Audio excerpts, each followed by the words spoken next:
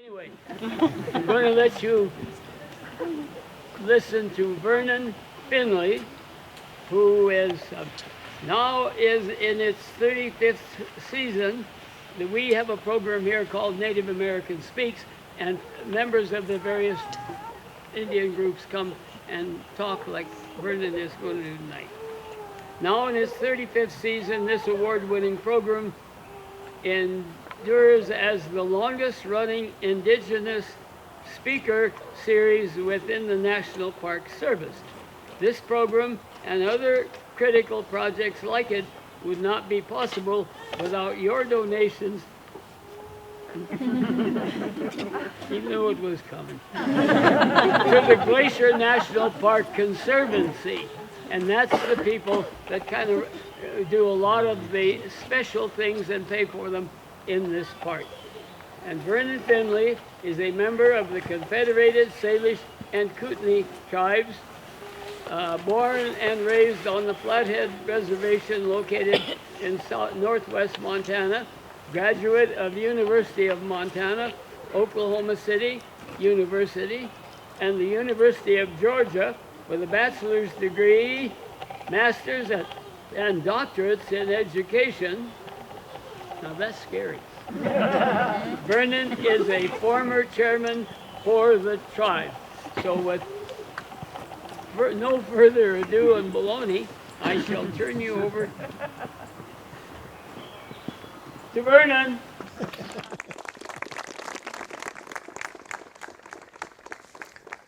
Okay, is this on okay? Can you hear me okay? All right, good. This saves my voice a little bit. Right here, okay? All right. Thank you very much for coming out this evening. You're never sure what kind of a turnout you're going to get, especially on a rainy time. But my elders that I work with always make sure that I tell you how grateful we are that you're here in the park, because this place is preserved here not because of its importance or value to us, even though it's in the heart of our Aboriginal territory. This isn't preserved because of us or its importance to us. It's preserved because you all come here and you want to keep it this way. That's what keeps it the way that it is. And so my elders always tell me, make sure that you tell them that. That's okay. It's okay. It's no bother. I like hecklers. You know, when I first started this, my son, he's 22 now, but he was not much taller than that when I first started doing these programs, and I used to bring him along, and he would be my heckler over here. So it's really good to hear that in the background. So don't feel bad about it at all. Yeah, I wanted to share with you. Like I said, we're right in the heart of Kootenai country, and when right about 1800, when an explorer by the name of David Thompson was coming west, and he was opening up trading posts. He came across the tribes on the plains, and when he got close to where present-day Edmonton, Alberta is, he came across another tribe. But before he came across them, they were called the Kootenai. He called us the Kootenays since then. But he was asking, there was not only the Blackfeet were out there, but there was also what are known as the Northern Dene. Dene is the Navajo speakers. The linguists were able to link all of the languages, the Native American languages, into family groups. Okay, so and Doug was mentioning about the Algonquian, which is the Blackfeet. But there's also a family of Dene speakers. It's the Navajo speakers. The Northern Dene were further north into Canada, up by where they were. And David Thompson was asking them, who is the tribe that's further west? He wanted to continue moving across and opening as many trading posts as he could. And so he was asking them, who are those people? And so in the Dene language, he told them, those are Kootenays.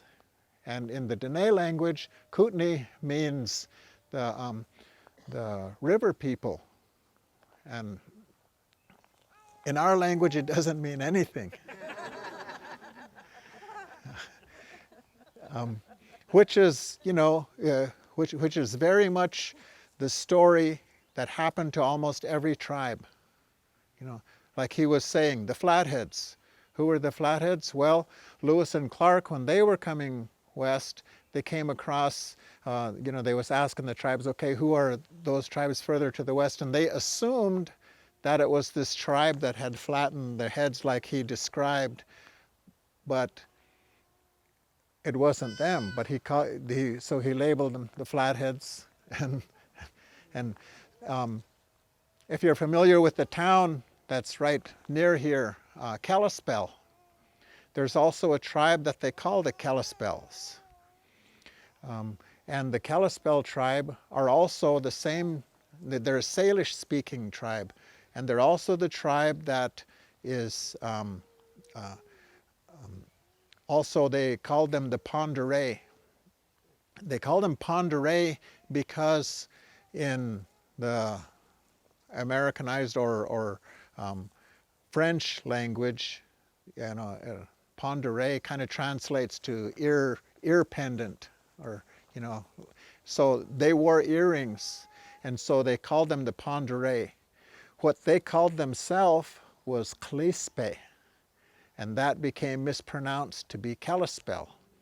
And so, and it happened to almost every tribe. It's a mispronunciation or a misunderstanding of what they called themselves or who they were really about. And so we're Kootenays, according to the Northern Dene. So, but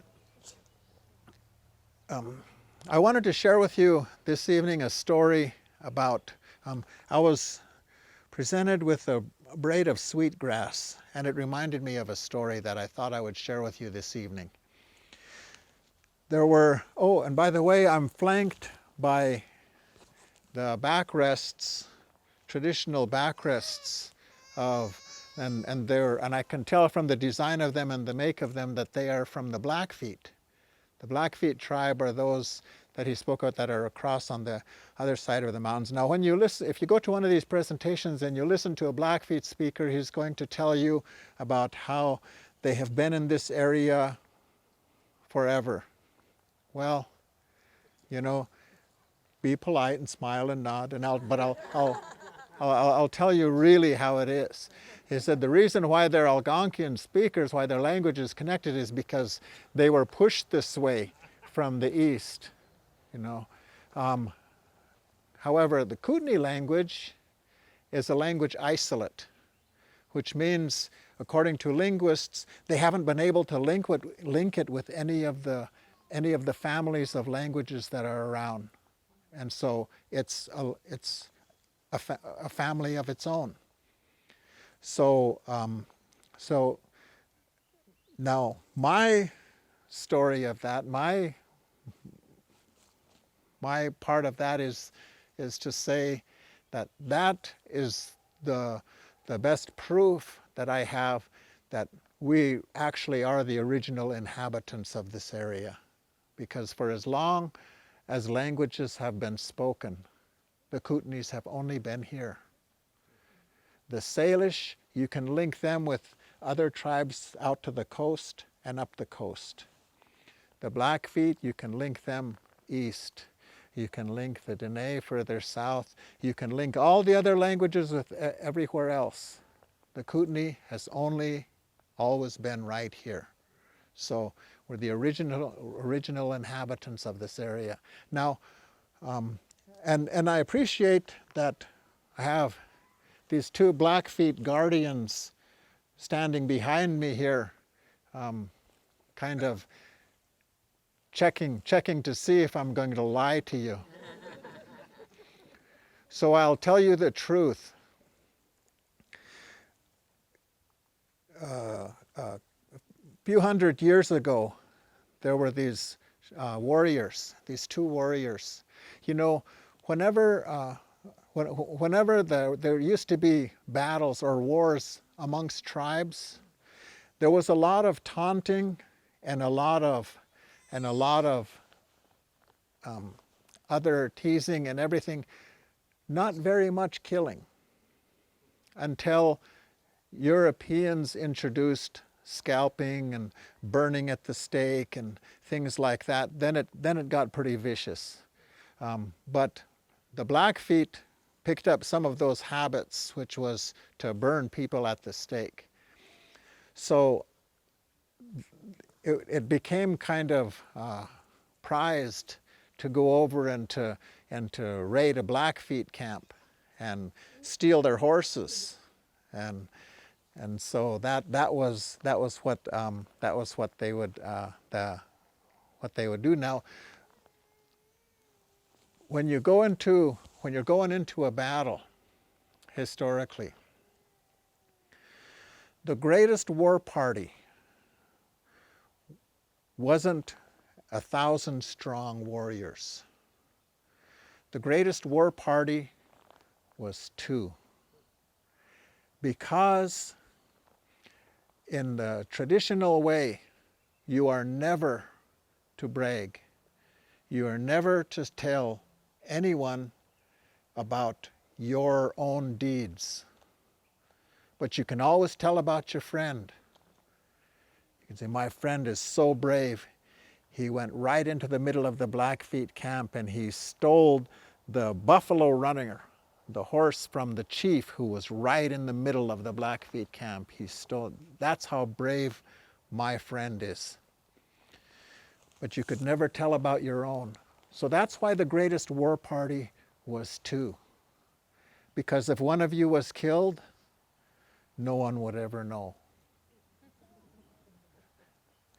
And that's a statement saying, me and my friend, are so powerful. We're going to come into your camp and we're going to raid you, and we're going to take your horses and maybe your women, and we're going to return safely.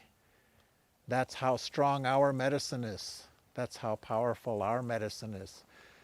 And so that's the kind of that was the kind of thing. So there was 2 such warriors that 2 of the Kootenai warriors decided they was going to go over the mountains, and they was going to go, and they knew that the Blackfeet had the fastest and the best buffalo runners. And so they knew where they kept them. The other horses would be in a pen or be in an area close to camp. But the best horses, the best buffalo runners, they would keep them staked out right outside their teepee. And so they knew that the Blackfeet chiefs, always their teepee was always in the middle of the camp.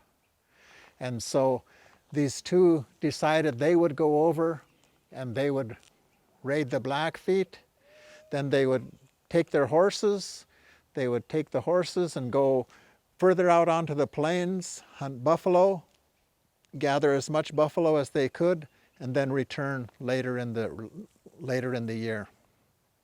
So this was a few month excursion that was going to be on. So they did just that. They went over the mountains. They came across the Blackfeet camp. They went in. They stole the chief's buffalo runner, who was tied to was right in the middle of the camp.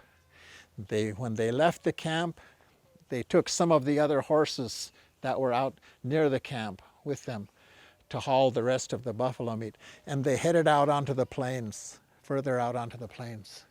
The Blackfeet, once they realized what had happened, they decided to go look for them. They was going to go hunt them down. They knew from the signs that it was the Kootenays. They were Kootenays that did it. They knew where the Kootenays were on this side of the mountains.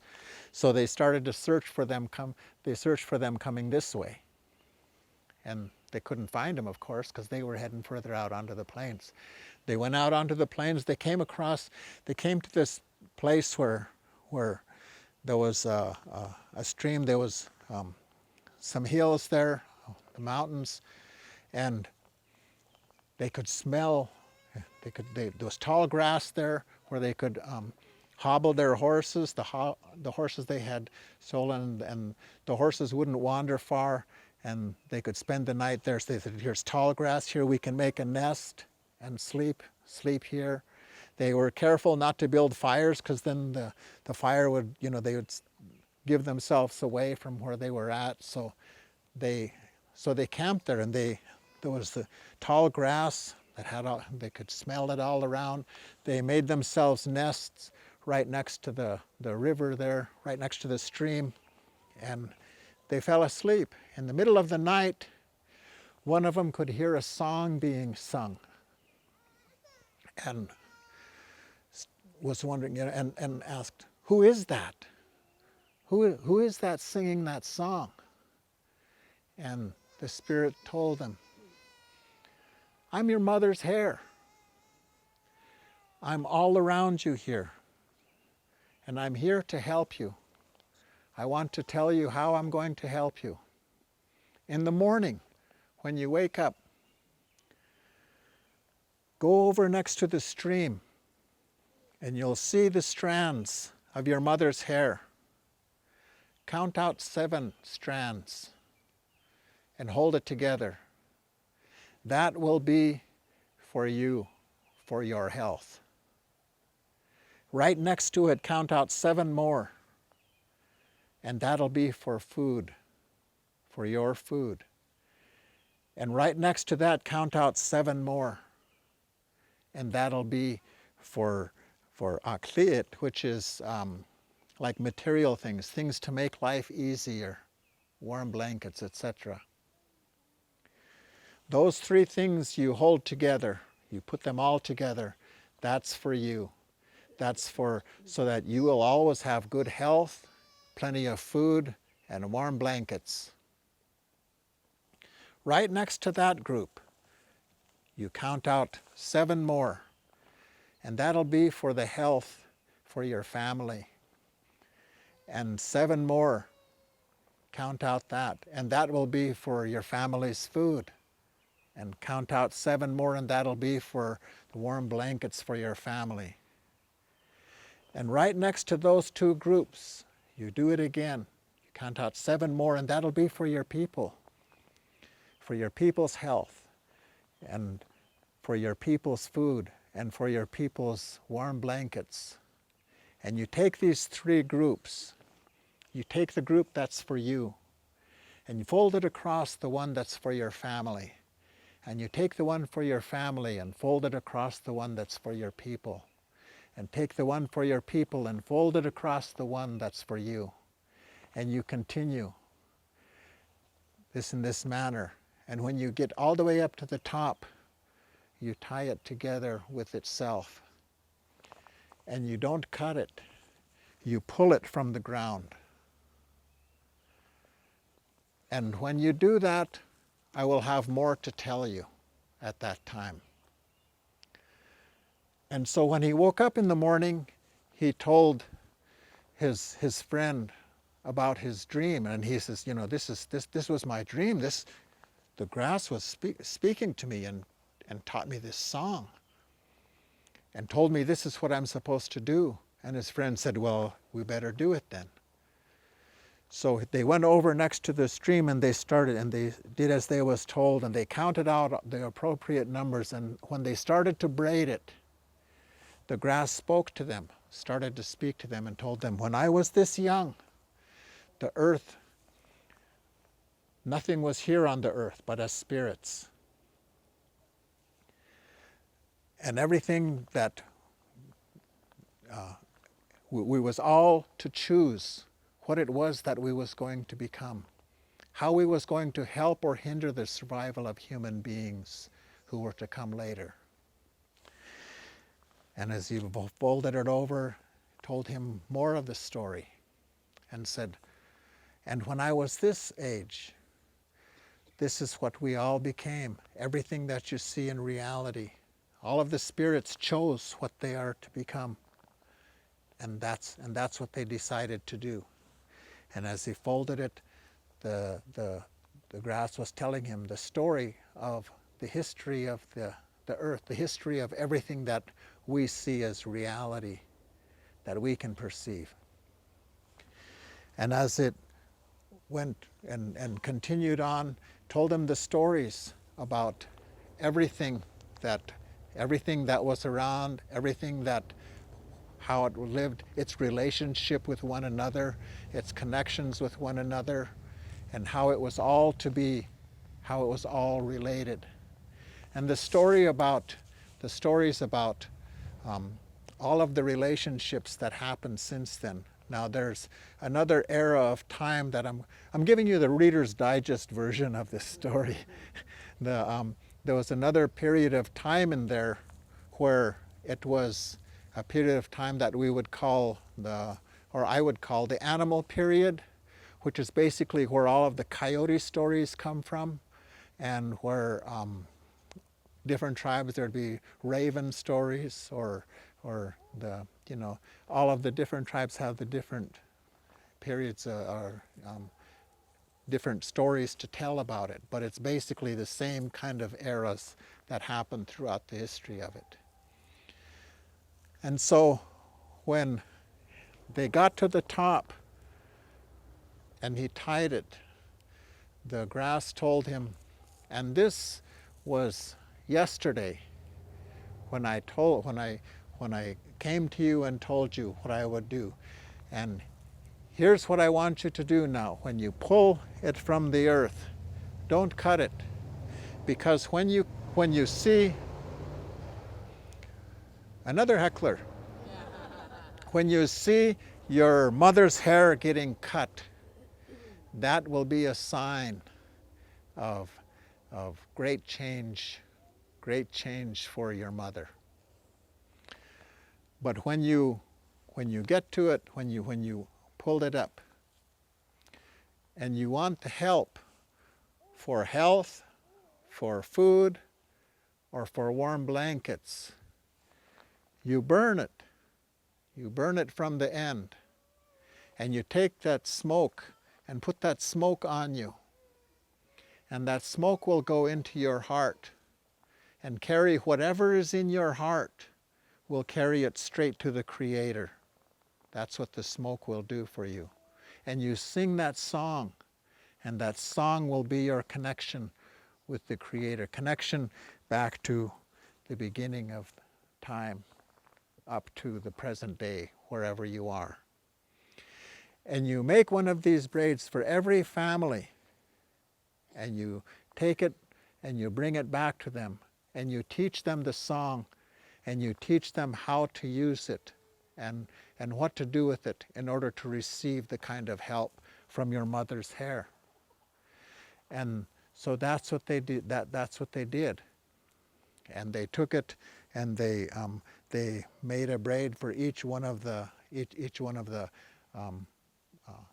families in the tribe, and then they continued on their journey, and they came across and killed a lot of buffalo. They dried the meat, they prepared the hides, they loaded up all of the horses that they had with them, and they came back through the south, which is I think Lewis and Clark called it the Hellgate Canyon, but it's right where Missoula is. They came back through that way and then came back north and brought the sweet grass to the people and taught them about it and how to use it. Now, in the 1970s, they started a culture committee. The two culture committees on our reservation, one for the Salish and one for the Kootenai. And when they started them,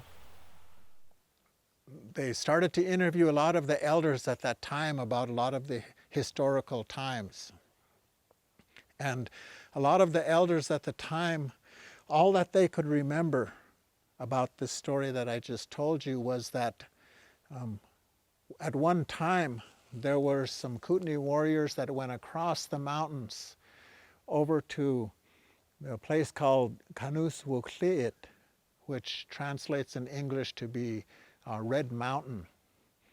They went across to Red Mountain and received a song there.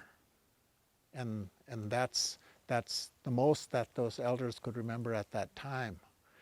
But I had heard the story that I shared with you. I had heard that growing up. I was raised in my grandparents' home, and oftentimes we'd have visitors from other tribes from other bands of Kootenays that would come to our reservation, and they would always come and stay at our house because we didn't have many hotels or motels on the reservation at the time. And even if we did, they probably still would have come and stayed. And so they would come and stay at our house, and among them were some great storytellers. And one of them from Canada had shared that story at that time. And I thought all of my friends and relatives and everybody had heard all of the stories, and I was very fortunate because I had heard him. I heard those stories. And one of the things that came across in those stories was always, there was never told a moral to the story. You know, this is what you're supposed to get out of it. That was never told. What you got out of it is what you were supposed to get out of it. And the next time you hear the story, you get something different out of it. It's because that's what you were supposed to get out of it at that time. And through thousands of generations of living here, that has always been the way. When I was young, you know, I remember asking one of the storytellers one time, but what does it mean about a certain part of the story? And they'd always answer me with, well, what does it mean to you?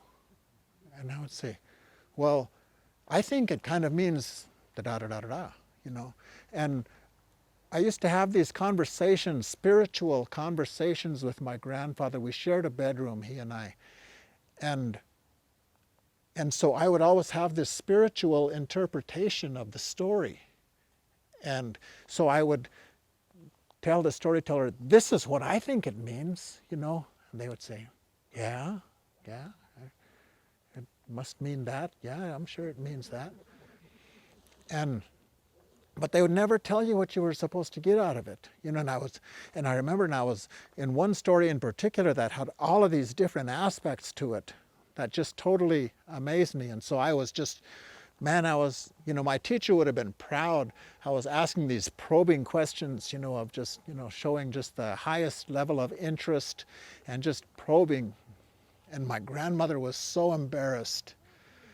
She was so embarrassed about it, and the storyteller became kind of a little bit frustrated and stopped talking. And afterwards, my grandmother was so embarrassed, and she chewed me out, and she told me, don't you ever do that again. Don't you ever ask them, pry like that again. She said, it takes these elders a long time to become an elder and to learn and to know what they know. And they don't owe you any of it. And I don't ever want to see you do that again. That was the most shameful thing that you could have done. And she said, if you want to learn something, you come and you sit and you present yourself in this respectful way. And you wait, and maybe they'll teach you something. Maybe. But they don't owe it to you. And don't you ever do that again. And so consequently, after that, I learned how each of my favorite storytellers liked their coffee. You know? And so, you know, and I would bring it and sit, you know, and come and sit and wait. And eventually, after they got done with their business with my grandparents and their visiting, eventually they would turn and say, you want to hear a story? Yes, that's what it's about, you know. And But they were always that way about never telling you the moral. And that says a lot about the education, the education at the time. Like Doug was saying, my degrees were all in education. And so I'm very familiar with the Western view of education and what it's about. Like I was saying, my teachers would have been so proud of me of asking these probing questions. But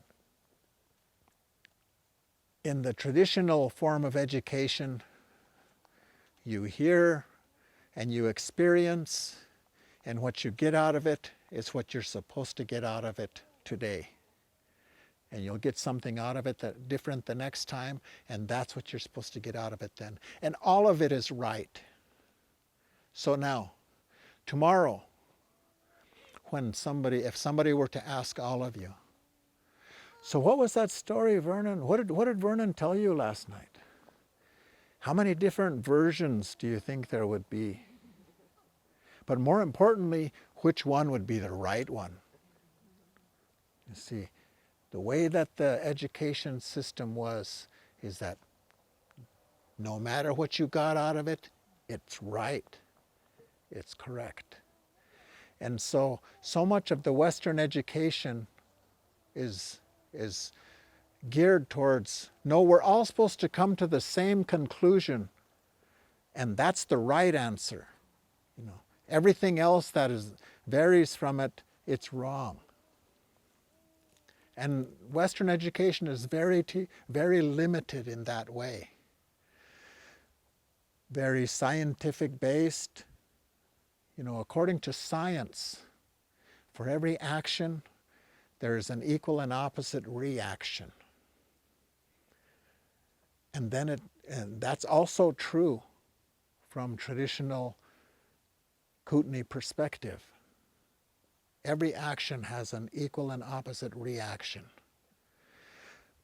But it doesn't limit itself from there. And how Western view of it limits itself is by saying, and we as human beings, we have to perceive the connection between action and reaction. Otherwise, the connection doesn't exist.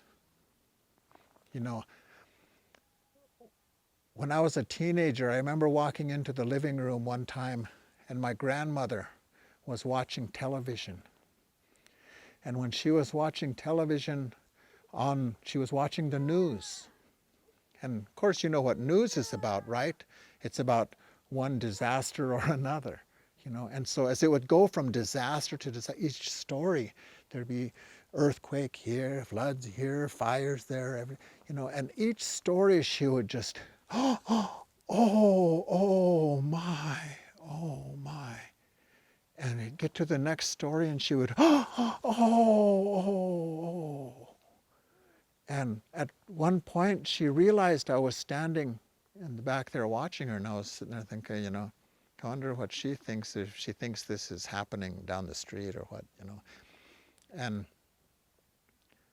she turned around, and when she saw me, and she turned around and she told me, I knew they shouldn't have gone to the moon.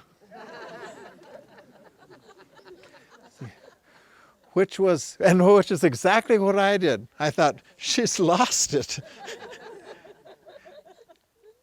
But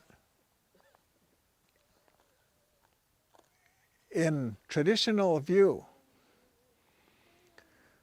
we're all Western educated.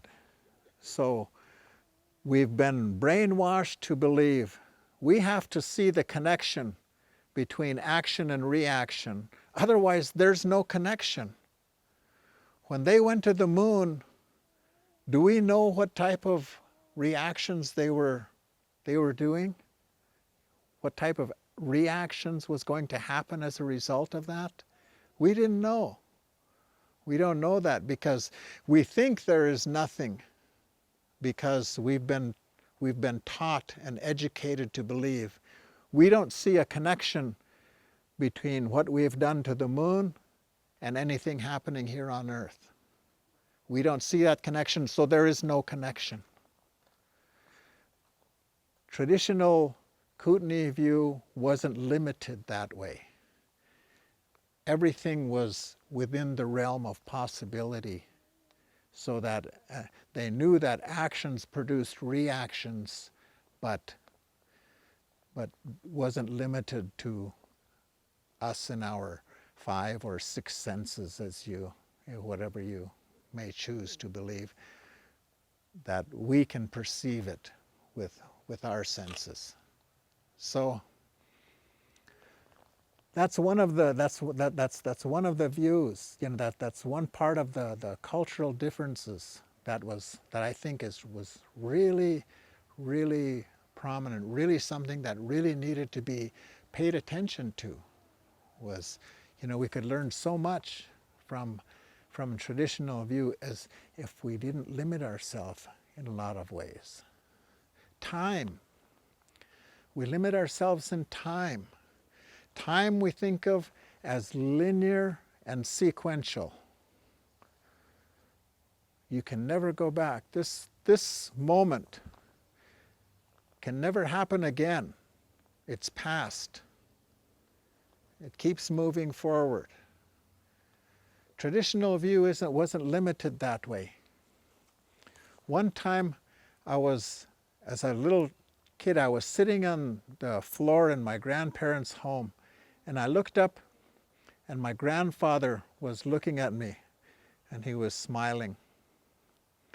And he was always just stone-faced, This is him smiling. And this is him angry.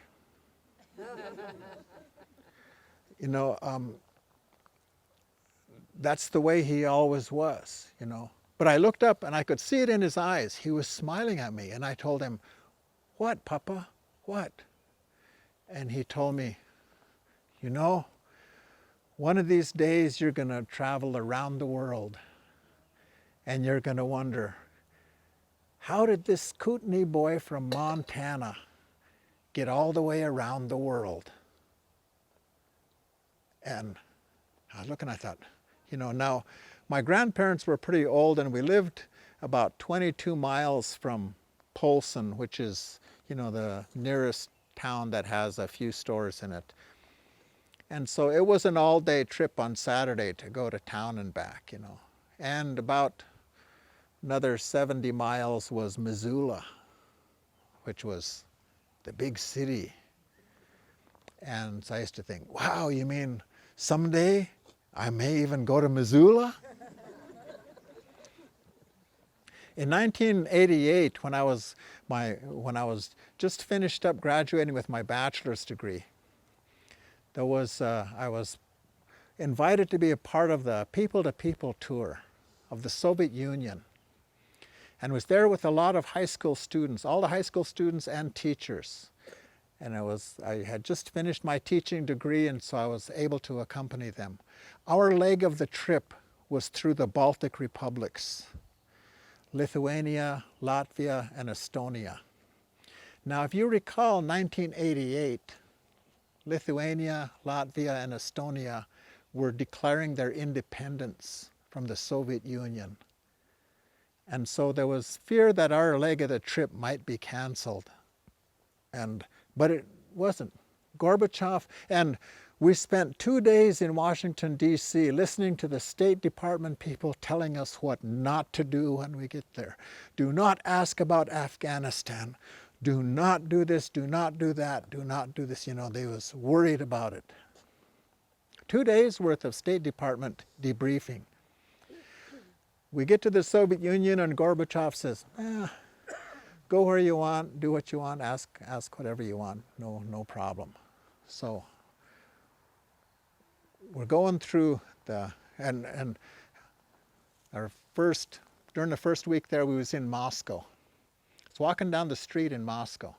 There's a street called the Arbat, which is all street vendors. There's no vehicle traffic on it, all street vendors.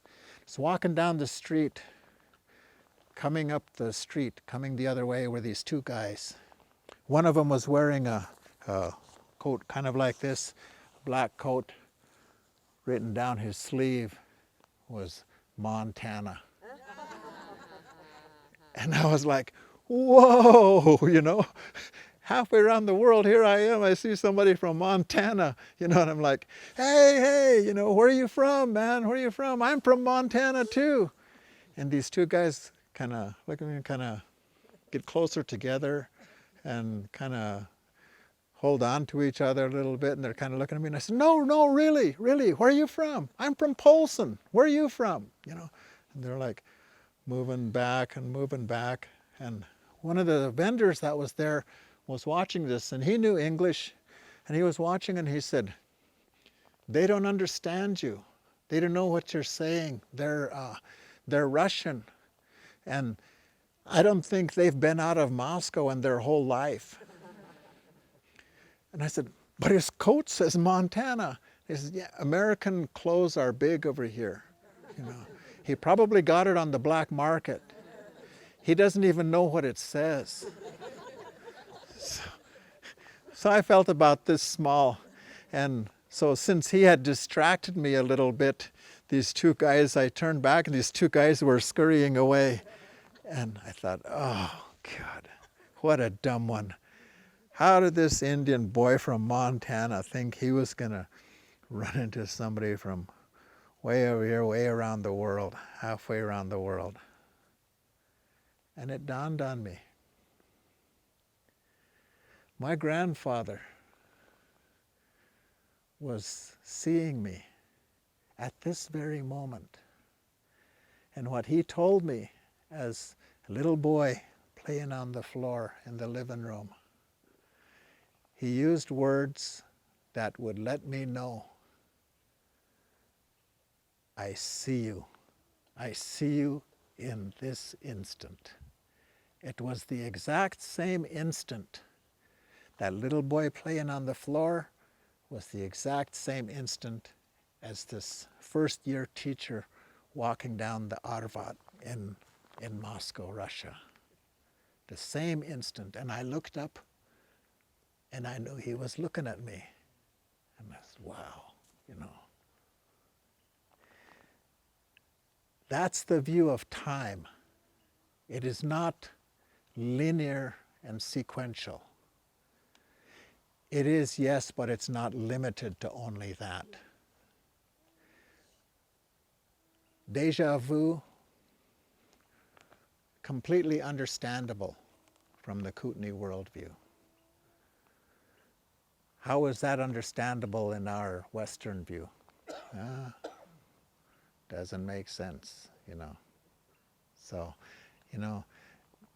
there's limitations to the Western view of things, to the Western science, to the Western views of a lot of things, but that weren't limited by the Kootenai view.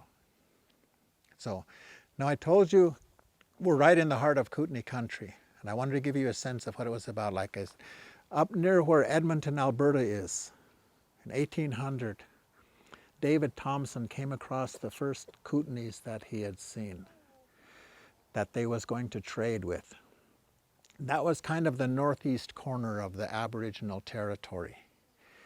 Down where Yellowstone Park is was kind of the southeast corner of the Aboriginal territory. Up to northern Idaho, there's a place called Lake Pend Oreille. That's kind of that boundary of the Kootenai territory, and you go north from there into British Columbia to the Columbia Lakes region. That's kind of the northwest corner. Now that area I'm describing is kind of the yearly cycle that the Kootenays wandered through throughout the year. There was awareness from the stories about the entire earth. There's a coyote story about where coyote comes to the Rock of Gibraltar. So there was knowledge of the entire earth, but this territory that I'm describing to you was the yearly cycle that the Kootenays did. And I believe the reason why that we were the original people here is because this is also the crown of the continent. Are you familiar with that term? It's called the crown of the continent because of where the water goes. You're familiar with the continental divide, where on one side of the divide all the water goes to the Pacific, on the other side all the water goes to the Atlantic. But the crown of the continent also is the place where on the east side some of the water goes down, flows all the way to the Gulf of Mexico. Other parts of it goes over across Canada into Hudson Bay. On this side, over to the Pacific Ocean. This place right here, that's the crown of the continent, is where the Kootenays were placed. And that's another story. But I'll kind of end there. What I wanted to share with you, though, was to kind of give you a view of the Kootenai worldview, what it's about, the differences with where then between it and Western society, and also to make sure, and I started off with it, but to make sure that I let you know how much the elders appreciate you coming here, you know, because we believe that the spirits that gave us our songs, that gave us our ceremonies, those spirits are very much alive here, very much alive everywhere here. And that those things are actually what attracts you to come here on rainy June to camp, to be a part of this. It's what actually draws you to these areas is your spirit wanting to connect with those spirits. And so, because of that, your presence here will keep this the way that it is. There are medicines, there are things that we gather throughout our Aboriginal territory that are most prevalent here in the park. And so, keeping this the way that it is really important to us. And so that's what we're most grateful about with your presence, is because the more you keep coming, the more they're going to keep this the way it is. My grandma used to always say, you know, those opposites, they're married. And how many of you know opposites that are married to one another, right? And she said, if you see one and you don't see the other one, it's because you're not looking. You know, they're married. They realize, look at this place where we're at, how it is. You know, there are some trees up here on the hillside that heard my ancestors singing and doing ceremonies in this place long before anyone imagined there was such a thing as Europeans. Long before then, and they're still here. A lot of those spirits are still here. And so, but we also realize those opposites are married. In order to keep it this way, it was necessary to put a strip of pavement right through the heart of it. You know, those opposites are married, because if that strip of pavement wasn't there, you know, not enough people like you would have been able to visit this place and keep the rest of it the way that it is. So thank you very much you've been very, very, very good audience this evening, and I know those benches get pretty darn hard by about this time, so thank you very much. I'll be glad to answer any questions you might have, but thank you very much for coming out this evening.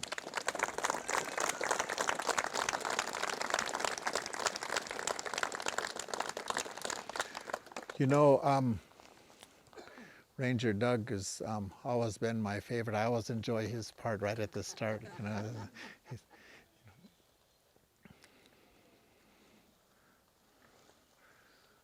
He's been working here in the park as long as I've been alive.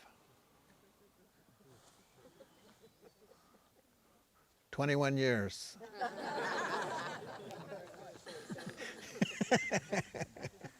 Thank you very much.